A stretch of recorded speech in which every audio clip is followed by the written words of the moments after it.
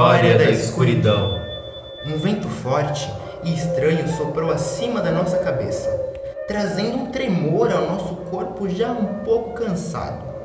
Foi um vento bem esquisito aquele, que apagou as lamparinas que estavam sobre a mesa. Ficamos assustados, e alguns aproximaram-se do velho, que a todos acolhia.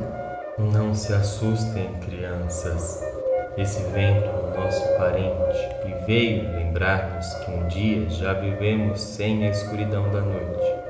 Muito antigamente, nós só tínhamos o dia como companhia e nunca escurecia. E como as pessoas viviam se não podiam dormir? Perguntou alguém que não deu para perceber quem era por causa da escuridão. Vocês realmente querem saber como aconteceu, não é? Pois bem, vou contar mais uma história que os nossos avós deixaram na memória. Essa história se passou há muito tempo.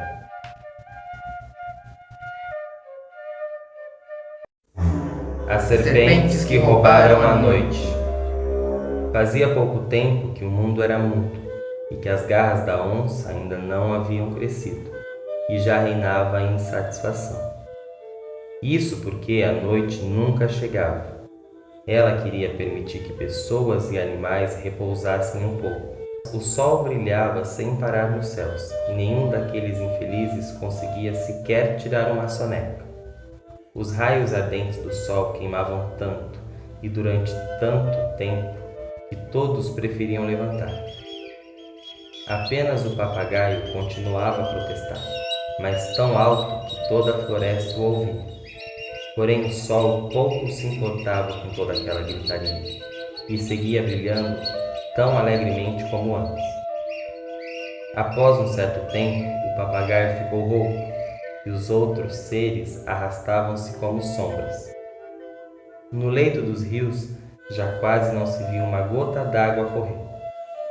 Felizmente, um belo dia, os indígenas descobriram quem havia escondido a noite. As serpentes. Elas eram os únicos seres que não tinham definhado. Continuavam sadias e passeavam com um arzinho zombeteiro, como se estivessem guardando na cabeça pensamentos muito divertidos. Então, os líderes da aldeia organizaram uma reunião para indicar aquele que deveria ir falar com as serpentes, para que elas libertassem a noite. A escolha caiu sobre o jovem Caru-Ben-Po, por ser guerreiro valente e excelente corredor. Caru-Ben-Po, o mais valoroso dos guerreiros indígenas, foi falar com Surucucu, a grande chefe das serpentes. A morada de Surucucu ficava escondida no fundo da floresta virgem, embaixo das folhas espalhadas pelo chão. E nem os macacos gostavam de se aproximar daquele lugar misterioso.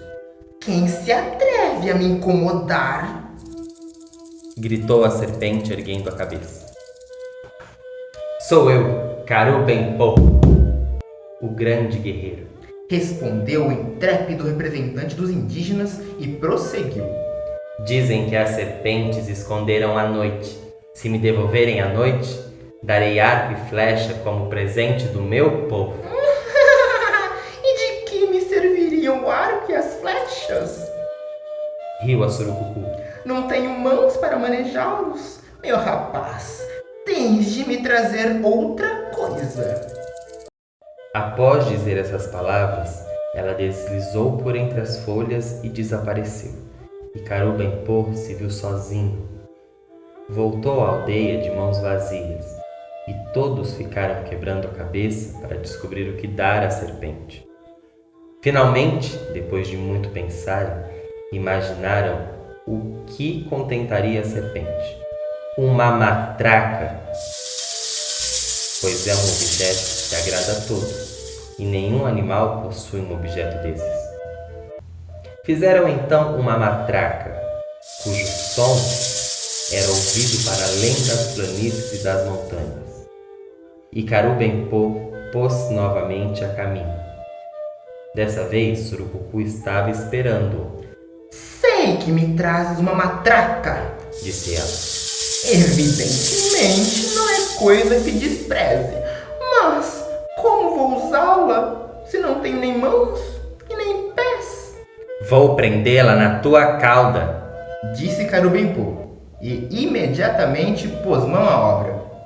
Mas o que aconteceu? Ou a matraca tinha perdido a voz, ou a cauda da serpente não era suficientemente forte para balançá-la. Quando ela tentou chacoalhar sozinha, ouviu-se apenas um parecido com o ruído que as folhas secas fazem quando se espalham pelo chão. Não, isso eu não quero. Mas, para que não me digam que sou insensível, te darei, em troca da matraca, uma breve noite, declarou afinal a serpente. Deslizou para dentro do ninho e retornou trazendo um saquinho de couro que entregou a Carubem-Pô. E que faremos se essa noite não nos bastar? Perguntou ele. Deves saber que uma noite longa custa muito, muito caro. Nem por 10 matracas eu poderia te dar uma, respondeu a serpente.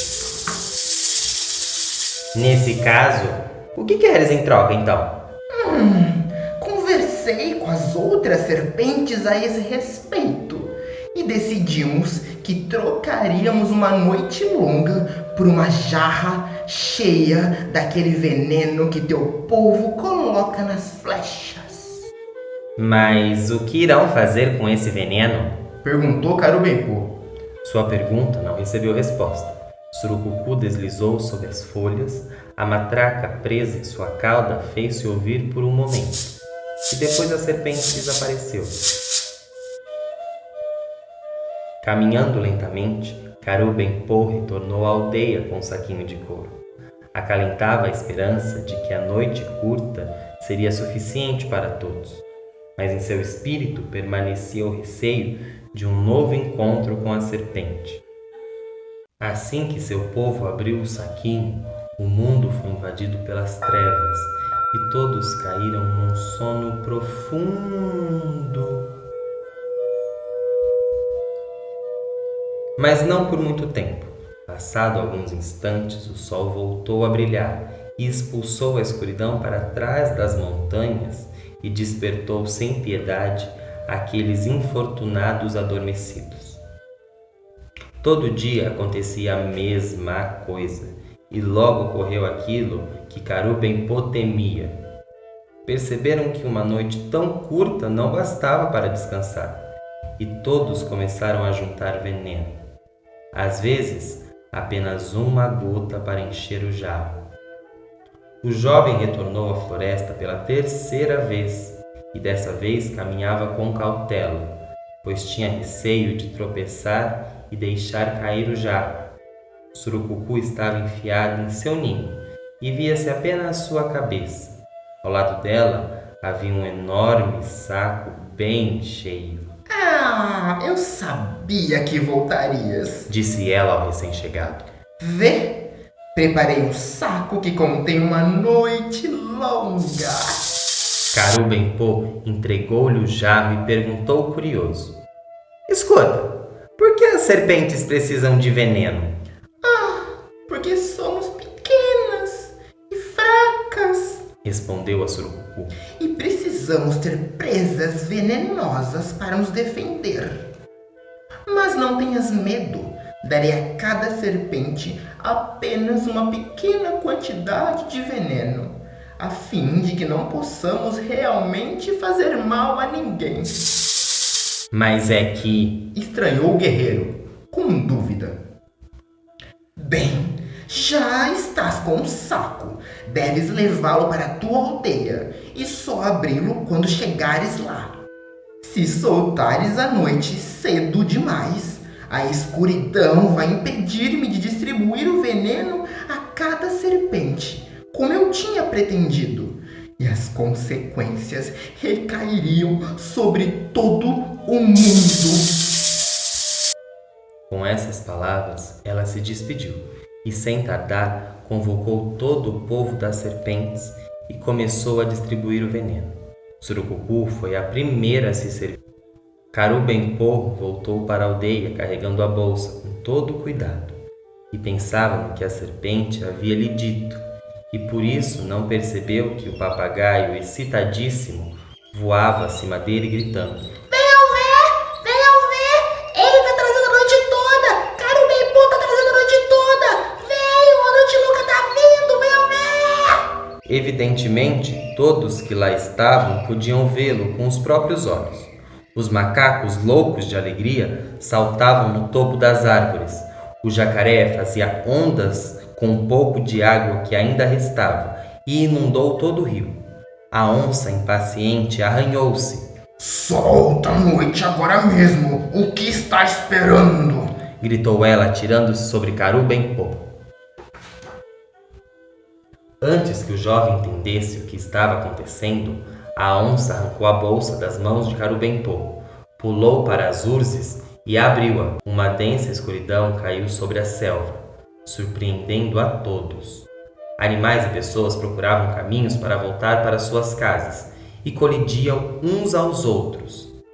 Mas o pior foi aquilo que ocorreu com as serpentes da chefe Surucucu. Elas se atiraram sobre o jarro, empurrando-se umas às outras, e cada uma delas passou nas presas tanto veneno quanto podia. Em vão, Surucucu tentava acalmá-las, dizendo que havia veneno suficiente para todas. Por fim, acabaram derrubando o jarro, mas quando, ao final de uma longa noite, voltou o dia, todos puderam perceber as consequências do que a onça havia feito. As serpentes tinham se tornado inimigas poderosas e audaciosas, que com suas presas envenenadas matavam todos aqueles de quem se aproximavam.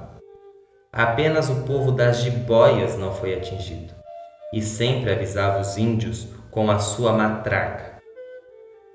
Depois desse episódio, as serpentes nunca mais foram amigas. Cada uma procura viver sua vida sem se preocupar com a dos outros. Os Munduruku e outros animais, por sua vez, adoraram ter conseguido a noite de volta. Assim, podem descansar durante a noite para iniciar um novo dia mais dispostos e alegres.